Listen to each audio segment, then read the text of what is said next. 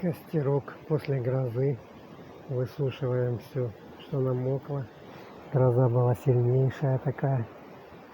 Где-то часа 2 гремела, 1,5. Надо мной здесь до сих пор туда улетела и гремит чуть-чуть. Ну, конечно, раскаты были мощные. Град был мощнейший, тоже такой насыпало по сантиметру. Одна градина сантиметров 5 была такая большая. Жара. Мощная абхазская гроза с градом. С градом. И речка тоже